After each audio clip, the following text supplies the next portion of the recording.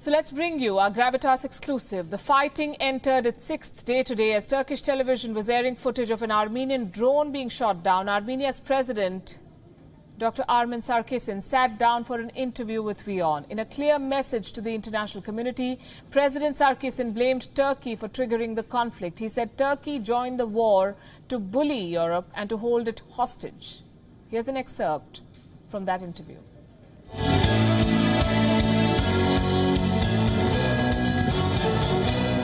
President Sarkisyan, I interviewed you in Armenia, in Yerevan in 2018. It's very good to have you back on WION, sir. So it's very good to see and hear you, and I'm looking forward for our discussion.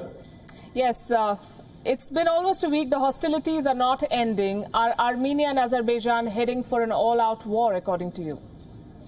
This time, it's not only the state of Azerbaijan against the people of Nagorno-Karabakh with an aim to do an ethnic cleansing, but this time Turkey has joined the war. And Turkey has joined the war by bringing within Azerbaijan their officers, their generals, their equipment, their drones, and even F-16 jet fighters. So the aim of this is ethnic cleansing, clean up the Nagorno-Karabakh from Armenians, no matter that these people were living there for thousands of years, no matter that there is a way to settle this through negotiations, and as I said, Turkey is fully involved. So Turkey is involved now not only in Libya, not only in Syria, not only in Mediterranean, now here as well. The Turkish president has called Armenia the real threat to regional peace. How? Can anybody explain to me? He can call Armenia, the superpower. Does that make Armenia a superpower? How Armenia is a threat?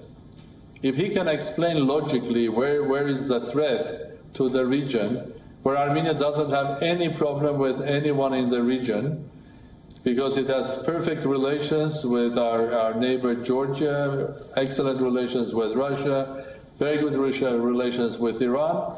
The only state that we don't have relations is Turkey, because Turkey doesn't even want to talk or recognize the genocide that happened 105 years ago. And the only problem there is the Nagorno-Karabakh, a small enclave of Armenians. But the Azeri side and the Turkish side that decided they want to get rid of it. But they can call Armenia a threat. Well, it's not the first time. I think President Erdogan is calling this or that. They call something in Libya, they call something in Iraq, they call something in Syria. They always find a reason to get involved. So I think I completely deny I don't agree at all what President Erdogan is saying. Right. Armenia is not a threat, but Turkey is a threat to the whole region now. Who has planned this? You're saying it's a planned thing. Who has planned this? It is planned by Azerbaijan and Turkey. What's in it for Turkey? What's in it for Turkey? Well, several things. Of course, they can give this the virtual reasons why they are entering there, but the reality is, the reality is, I'll give you the reasons why. These are opinion of many analysts, reporters, or journalists, or political analysts. First of all, is to tell to Azerbaijan, you cannot resolve this issue. We come there and we help you. We resolve the issue.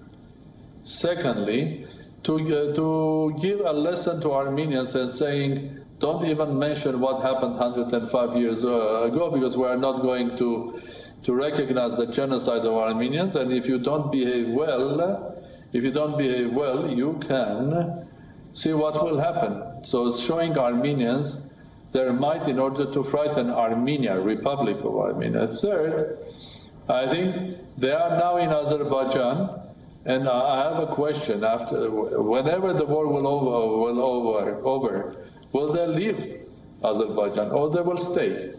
So by staying there, they will have tremendous influence on Azerbaijan.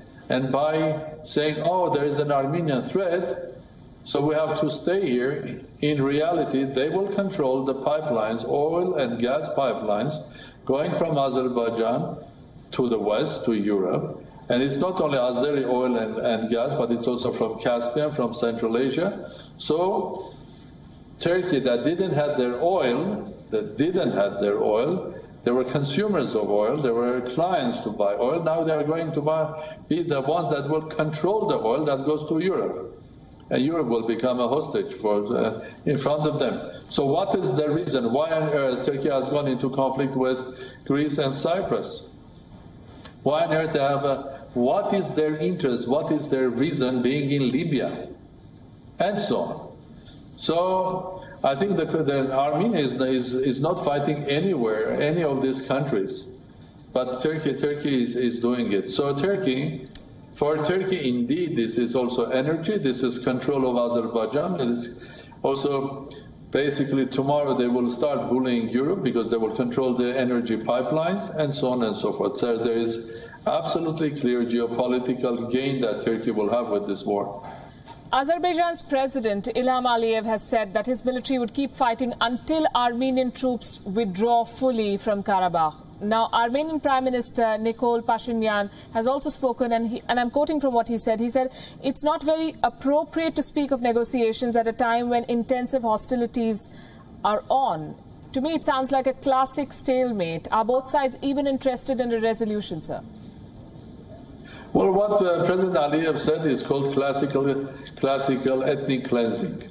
So we'll not stop until we'll kill every Armenian in that territory. It's called ethnic cleansing, cleaning up territory from people that lived there for thousands of years. That's clear for me. What my Prime Minister is saying, basically when there are people dying there, we have to do, in this specific case, 2 or 3 steps first. Step 1. Turkey has to withdraw. They are not a party of this conflict. They have to withdraw from this conflict. Because imagine if Turkey is involved, then third party, fourth party, the regional powers will start involving. We will get a mess. We'll get something which will be 10 times worse than Syria. So the solution is pretty clear. Turkey has to withdraw. The French President Emmanuel Macron seems to be backing Armenia. Russia has said that it is willing to host the foreign ministers of both sides. How hopeful are you with these efforts being made to resolve the conflict? Well, I'm always hopeful. If I would not be hopeful, why I'm sitting here as president? I'm hopeful, and I am the one that is. I want to work for the ceasefire. I want to work very hard, speaking to everybody. Well, I don't think that President Macron is supporting Armenia. President Macron is supporting the reality, and the reality is Turkey doesn't have anything to do in this conflict. I respect President Putin's offer and Russia's offer. I think the Armenian side of Nagorno-Karabakh and Armenia will always be ready if there will be further steps, and the Azeri side will be saying we will be ready for negotiations. I think we were a part of negotiations. We never denied that we don't like the negotiations or were unhappy with negotiations. We didn't deny negotiations. In fact, we were hoping that in a new format, these negotiations would continue.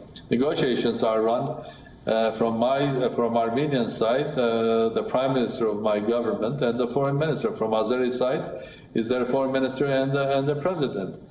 So any negotiation on this complicated subject is always complex. Maybe you are happy with negotiations, maybe you are not happy, maybe you are happy with the negotiators. It takes time, and you have to be honestly believing that your solution could be found through dialogue, because dialogue is not negotiations. Is not only negotiations; it's building up trust. But the moment you break it, start a war, I think that trust goes back to 30 years back. You've also urged the international community to intervene, and you just told us that this could be worse than Syria if there is no timely intervention. But is the world giving this conflict its due attention? Because there are too many distractions. America is busy with an election. Turkey and Russia have too much on their plate, as you've also mentioned. Europe has Brexit and the Eastern Mediterranean tension. So who is going to intervene? Well, exactly. I think that your logical sentence was absolutely beautiful, except the fact that you are saying that Turkey is busy. Turkey is the creator of this conflict. So if you take out Turkey from your logical sentence, yes, indeed, United States is going through presidential elections, so it will be very difficult to have their attention. Yes, indeed, Russia has its own problems, be that in Ukraine or with Belarus or maybe others. Yes, indeed, everybody is suffering from COVID. Yes, indeed, Europe is very busy with the UK's departure, which is creating more questions rather than solutions, and so on and so forth, and plus the COVID, and plus the economic difficulties of everybody. That is why this moment was chosen by Turkey and Azerbaijan to attack, because they know that the international community is so busy, so they can do whatever they like. They can behave like I don't know. They can bring terrorists to a terrorist and jihadists into this picture. They can bring their army from Turkey, and then the international community will try to intervene. But as you said, because everybody is busy, the needed pressure will not be enough. That was their calculation. There's only one thing that they didn't calculate, that people of Nagorno-Karabakh have been fighting for thousands of years for themselves. So they are not going to give up. President Sarkisian, thank you very much for being with us on WION. Thank you very much. It was nice to hear your voice. Thank you for watching Gravitas on WION's YouTube channel. If you want to stay up to date with what's happening around the world, then subscribe to our channel and don't forget to like and share. Thank you very much for watching WION. World is One.